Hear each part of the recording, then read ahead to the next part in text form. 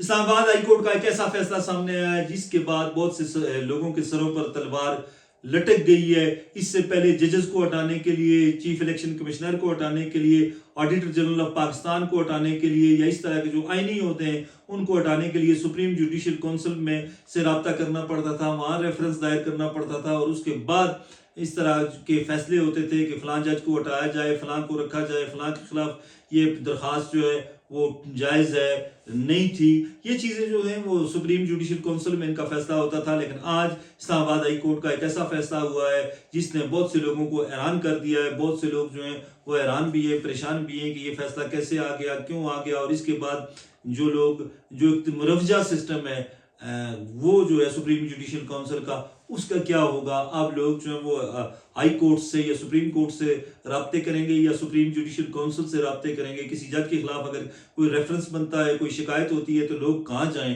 لوگ high court جائیں، لوگ سپریم کورٹ جائیں، یا لوگ سپریم جوڈیشل کونسل جائیں؟ ایک نئی بحث جو ہے وہ پورے پاکستان میں شروع ہو گئی ہے، اور ایک نیا عدالتی انداز، نیا عدالتی روپ جو ہے وہ سامنے آ گیا ہے۔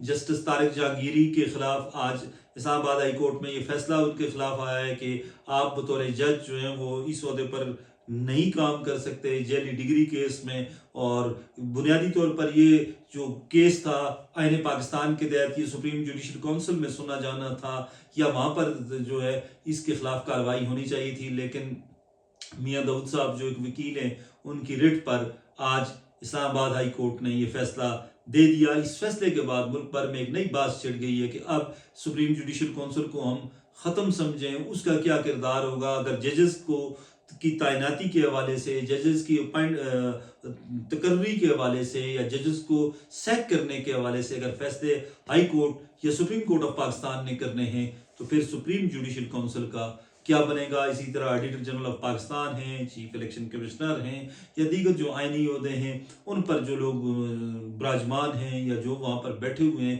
ان کا مستقبل کیا ہوگا۔ ایک نئی بات پورے پاکستان میں چھڑی ہوئی ہے، اور لوگ مختلف جو ہیں وہ ڈسکشن کر رہے ہیں۔ کوئی کہہ رہا ہے کہ آج کا اسلام آباد کا ہائی کورٹ کا فیصلہ جو ہے وہ عجلت میں دیا گیا، جلد بازی میں دیا گیا۔ کوئی کیا کہہ رہا ہے، کوئی کیا کہہ رہا ہے، کوئی مختلف جو ایشوز ہیں، مختلف جو چیزیں ہیں، وہ جتنے منہ اتنی باتیں۔ لیکن ایک بات طے ہے کہ آج ایک نئی عدالتی تاریخ کا سمجھ لیں آپ آغاز ہو گیا ہے کہ کسی بھی حاضر سروس جج کے خلاف وہ متعلقہ جو فورم ہے وہ کارروائی کر سکتا ہے۔ اسلام آباد ہائی کورٹ کے جسٹس طارق جہانگیری ہیں، تو ان کے خلاف اسلام آباد ہائی کورٹ نے یہ فیصلہ دیا کہ آپ بطور جج اس عہدے کے اہل نہیں ہیں۔ یہ چھوٹا فیصلہ نہیں ہے، پاکستان کی عدالتی تاریخ کا ایک بڑا فیصلہ ہے، اور اس کے بڑے دور رس نتائج مرتب ہوں گے۔ اگر کوئی کہتا ہے کہ یہ جسٹس طارق جہانگیری کے خلاف ایک فیصلہ ہے، تو ہم سمجھتے ہیں ایسی بات نہیں ہے۔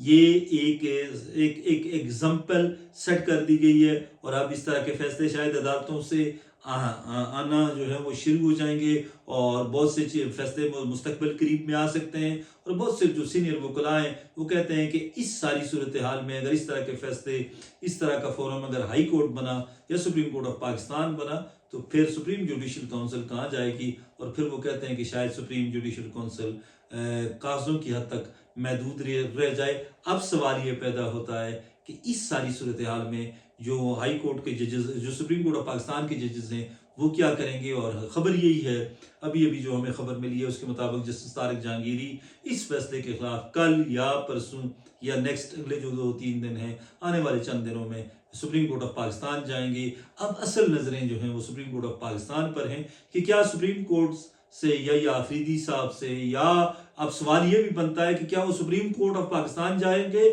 یا کانسٹیٹیوشنل جو ہمارا ایک نئی کورٹ بنی ہے آئینی عدالت، وہ وہاں جائیں گے۔ اب یہ بھی سوال ہے، یہ تو قانونی ماہرین ہی بتا سکتے ہیں۔ اگر وہ یا آفریدی صاحب کے پاس جاتے ہیں، یا دوسرے جو ہمارے ججز ہیں آئینی عدالت کے، وہ کیا فیصلہ کرتے ہیں۔ اب ساری جو نظریں ہیں وہ ہماری مرکزی عدالتوں پر، سپریم کورٹ آف پاکستان پر مرکوز ہوں گی، اور آنے والے چند دن بڑے اہمیت کے حامل ہیں۔ اس طرح کے کیسز کی پاکستان میں نظیر نہیں ملتی، اور بڑے عرصے بعد یہ کیس سامنے آیا ہے، تو مستقبل جو ہے آنے والے چند دن پاکستان کی عدلیہ کے لیے انتہائی اہمیت کے حامل ہے۔ انشاءاللہ اس حوالے سے ہم آپ کو لمحہ بلمحہ اپڈیٹ کرتے رہیں گے۔ خوش رہیں، آباد رہیں، اللہ حافظ۔